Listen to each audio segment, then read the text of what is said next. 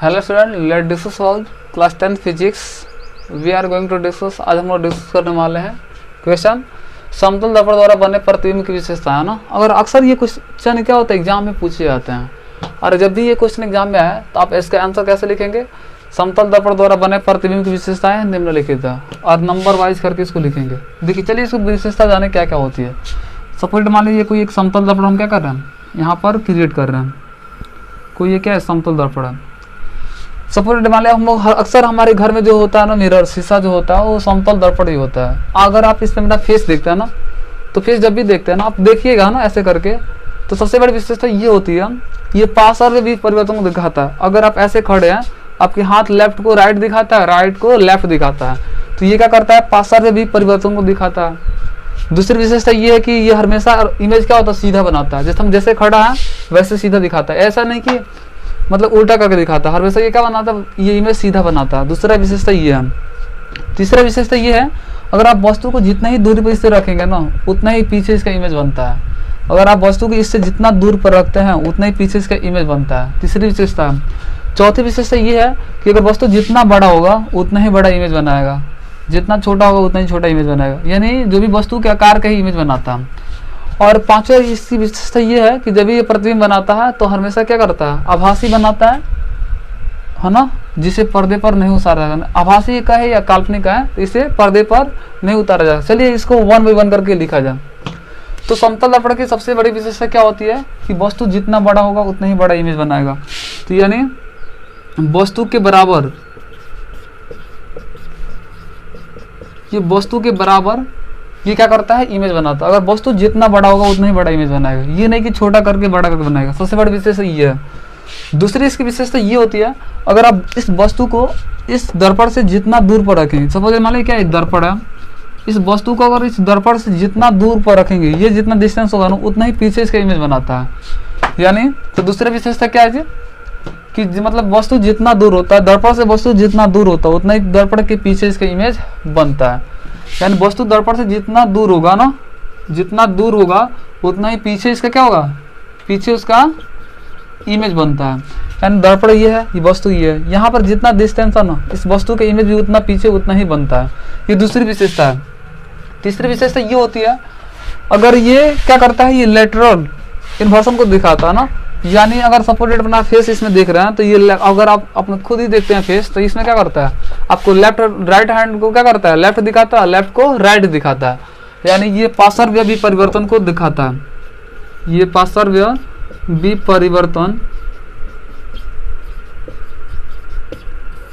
विपरिवर्तन को दिखाता है। तीसरे विशेषता ये हम।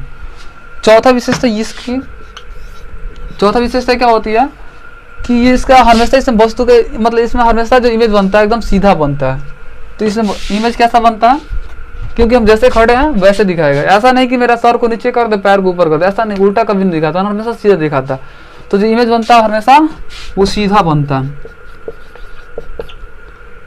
और पांचवा विशेषता इसकी ये होती है, ये काल्पनिक होता है या आभासी होता है, इसे पर्दे पर उतारा नहीं जा सकता। अगर चाहे इस इमेज को आप पर्दे पर उतारना चाहें तो नहीं उतारा जा सकता ना। आप खुद इमेजिन करिए अपना फेस अगर चेहरा में देखिए, और उस फोटो को आप क्या कीजिए, किसी पर्दे पर उतारिए। आप उसे उतार नहीं सकते ना, इमेजिन नहीं करते ना, उतार ही नहीं सकते हम। तो इसे ये इमेज कैसा होता है, मतलब ये प्रतिबिंब क्या होता है, आभासी होता है। यानी आभासी का है या काल्पनिक का है, दोनों बातें की हुआ। ये इमेज का होता है, आभासी होता है, और इसे पर्दे पर नहीं उतारा जा सकता है, इसे पर्दे पर नहीं उतारा जा सकता है। तो आपको ऐसे वन बाई वन करके लिखना है। जब भी क्वेश्चन आता है समतल दर्पण द्वारा बने प्रतिबिंब विशेषताएं लिखे, तो आप कैसे लिखेंगे आंसर, समतल दर्पण द्वारा बने प्रतिबिंब विशेषताएं निम्नलिखित है। वहां लिखेंगे कि वस्तु जितना बड़ा होता है उतना ही बड़ा इसका इमेज बनाता है। दूसरा विशेषता यह है कि वस्तु दर्पण से जितना दूर होता है उतना ही पीछे इसका इमेज बनता है। तीसरा ये विशेषता लिखेंगे, ये पार्श्व विपरिवर्तन को दिखाता है। सपोज अपना फेस इसमें देख रहे हैं ना, तो ये आपको राइट हैंड को लेफ्ट दिखाता है, लेफ्ट को राइट दिखाता है। चौथा विशेषता ये होती है कि हमेशा ये इमेज जो बनाता है वो सीधा बनाता है।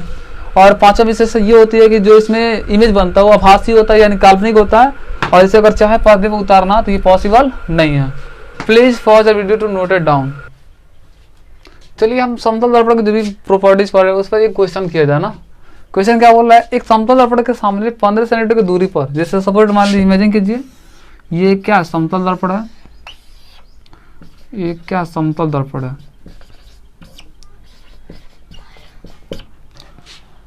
अब देखिए क्या बोल रहे हैं, बोले एक समतल दर्पण के सामने 15 सेंटीमीटर की दूरी पर, जैसे मान लीजिए 15 सेंटीमीटर की दूरी पर 5 सेंटीमीटर ऊंची एक वस्तु रखी गई है। सपोज इस इमेजिन कीजिए ये 5 सेंटीमीटर लंबा क्या एक वस्तु है, ये 5 सेंटीमीटर लंबा क्या एक वस्तु है जो दर्पण से कितना दूरी पर है, 15 सेंटीमीटर की दूरी पर है। ये आपसे क्वेश्चन बोला है।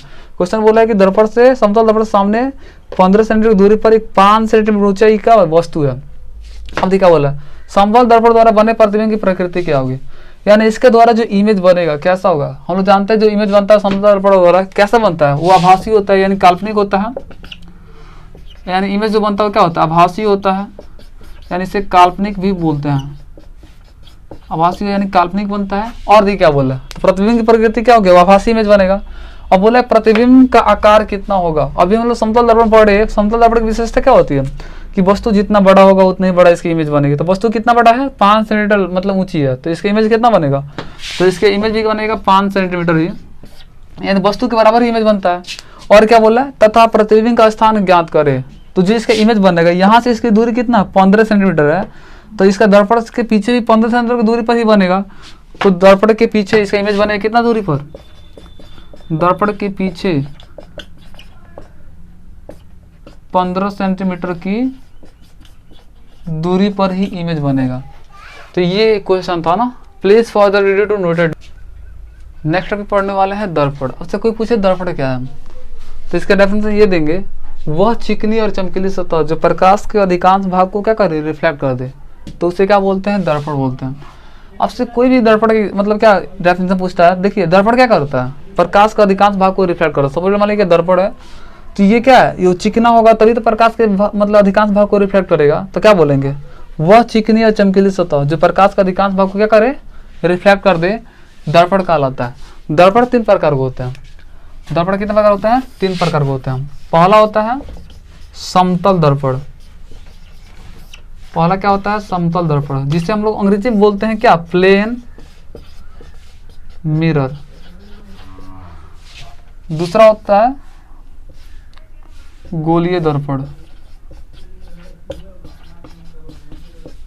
जिसको बोलते हैं क्या, स्फेरिकल मिरर। और थर्ड होता है परवलयिक दर्पण, जिससे बोलते हैं क्या, पैराबोलिक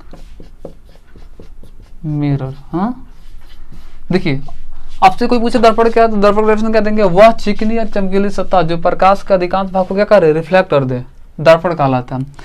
आपसे कोई पूछे दर्पण कितने प्रकार होते हैं, बोले दर्पण 3 प्रकार होते हैं। पहला समतल, दूसरा क्या होता है गोलीय, और तीसरा क्या होता है परवलयिक दर्पण। आपसे कोई पूछता है समतल दर्पण क्या है, प्लेन मिरर।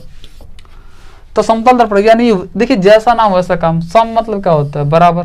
तल मतलब जानते हैं उसकी सतह। वैसा दर्पण जिसकी सतह क्या हो, प्लेन हो, सम हो। यानी वैसा दर्पण जिसका परावर्तक सतह, जैसे मान लीजिए कोई पूछेगा ना समतल दर्पण क्या है, तो क्या बोलेंगे, वैसा दर्पण जिसका परावर्तक सतह यानी जिससे प्रकाश से टकराती है वो क्या हो, समतल हो, तो उसे क्या बोलेंगे, समतल दर्पण बोलेंगे। यानी इसके डेफिनेशन ऐसे बोलेंगे, वैसा दर्पण जिसकी परावर्तक सतह क्या हो, समतल हो, कमा समतल दर्पण कहलाता है।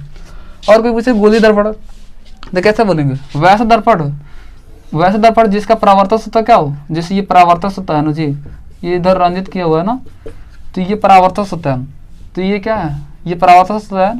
तो पूछिए कोई गोलीय दर्पण क्या है, तो बोलेंगे वैसा दर्पण जिसका ये परावर्तक सतह क्या हो, पूर्णतः गोल हो, कमा गोलीय दर्पण कहलाता है। यानी जिसका देखिए इसका भी नाम क्या है, गोलीय दर्पण, यानी उसका परावर्तक सतह क्या होना चाहिए, गोल होना चाहिए। तो इसकी डिफरेंस कैसे बोलेंगे, वैसा दर्पण जिसकी परावर्तक सतह क्या हो, पूर्णतः गोल हो, गोलीय दर्पण कहलाता है। अगर बोलिए परवलयिक दर्पण है ना, तो वैसा दर्पण जिसकी परावर्तक सतह क्या हो, पूर्णतः गोल नहीं हो, यानी पूर्णतः क्या होना चाहिए, गोल ना हो। माने इस वैसा दर्पण जिसकी परावर्तक सतह, जिससे मान लीजिए ये कोई दर्पण है जिसकी परावर्तक सतह क्या है, पूर्णतः ये गोल नहीं है, तो इसे क्या बोलेंगे, परवलयिक दर्पण बोलेंगे। तो आपसे जो भी कोई पूछता है क्वेश्चन दर्पण क्या है, तो आप दर्पण की डेफिनेशन क्या देंगे, वह चिकनी और चमकीली सतह जो प्रकाश का अधिकांश भाग को क्या करे, परावर्तित कर दे, दर्पण कहलाता है। दर्पण कितने प्रकार के होते हैं, 3 प्रकार की, समतल होता है, एक गोलीय होता है, एक परवलयिक होता है। समतल दर्पण को बोलते हैं प्लेन मिरर बोलता है ना, तो समतल दर्पण कोई पूछे इसकी डेफिनेशन तो क्या बोलेंगे, वैसा दर्पण जिसकी परावर्तन सतह क्या हो, ऐसे इसकी इमेज भी बनाया जाता है, कभी कभी ऐसे इमेज बनाता है ना। तो वैसा दर्पण जिसकी परावर्तन सतह क्या हो, समतल हो, समतल दर्पण कहलाता है। गोलीय दर्पण का पूछे तो क्या बोलेंगे, वैसा दर्पण जिसकी परावर्तन सतह क्या हो, पूर्णतः गोल हो, गोलीय दर्पण कहलाता है। परवलयिक दर्पण यानी वैसा दर्पण जिसकी परावर्तन सतह क्या पूर्णतः गोल ना हो, उसे क्या बोलेंगे, परवलयिक। जैसे नाम देखिए, समतल यानी क्या बराबर होना चाहिए, गोलीय यानी गोल होना चाहिए, परवलयिक मतलब क्या बराबर नहीं होना चाहिए, पूर्णतः गोल नहीं होना चाहिए। तो please pause the video to note. Next पढ़ने वाले हैं गोलीय दर्पण के प्रकार, है ना। आपसे कोई पूछे बताइए गोली, अभी हमने गोलीय दर्पण का इमेज डेफिनेशन बताया क्या, वैसा दर्पण जिसकी परावर्तन सतह क्या पूर्णतः गोल, गोलीय दर्पण कहलाता है। आपसे कोई पूछता है गोलीय दर्पण कितने प्रकार के होते हैं, तो आप बोलेंगे गोलीय दर्पण मात्र 2 प्रकार के होते हैं। पहले क्या होता है अवतल दर्पण, दूसरा क्या होता है उत्तल दर्पण। अगर आपसे कोई पूछता है उत्तल दर्पण क्या है, ये उत्तल दर्पण क्या है, तो इसकी आप डेफिनेशन ऐसे बोलेंगे। कोई आपसे पूछता है उत्तल दर्पण क्या है, तो बोलेगा वैसा दर्पण जिसकी ये परावर्तक सतह है ना, इसको बोलते हैं परावर्तक सतह।